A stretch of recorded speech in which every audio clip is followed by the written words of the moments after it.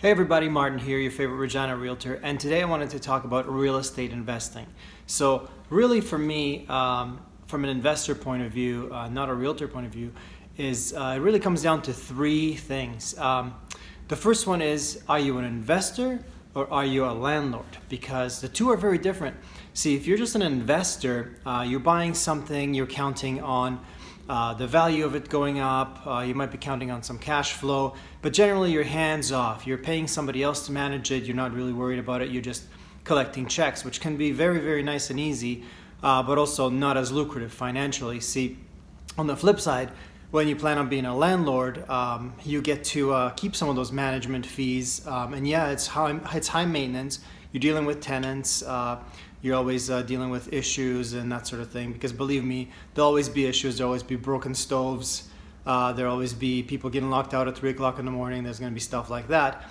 But there is, it's a little bit more lucrative financially, so you have to really ask yourself the first question, which is, am I an investor or am I a landlord? And that's really, really important, because it's definitely going to change how you're going to approach investing in real estate. Number two is, what type of properties are you interested in? Because there is residential, commercial, industrial, whatever, and of course the more expensive, the more complex, the more, again, lucrative it is financially. So you have to decide, well, am I just going to be a guy who owns a few houses or maybe a couple condos, or am I going to go for apartment buildings? Am I going to go for industrial land? Am I going to go invest in a mini mall? That sort of thing. It's all very different and requires different types of expertise. So important to know what type of resident or what type of real estate you're going to invest in.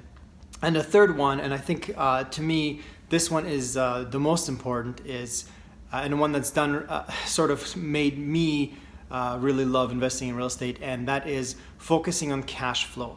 I find that my most successful clients always approached it from a cash flow point of view.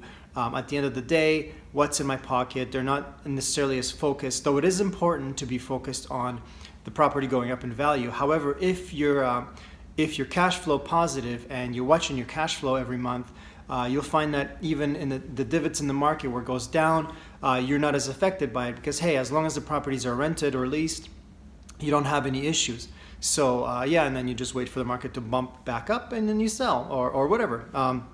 But yeah, that's a really important one. I think probably the one that if you had to pick one of these to make the most, to focus on the most, would be cash flow. When you buy in real estate, make sure it makes sense for you, because at the end of the day, it's about making money. So yeah, so the three things again: are you an investor or are you a landlord?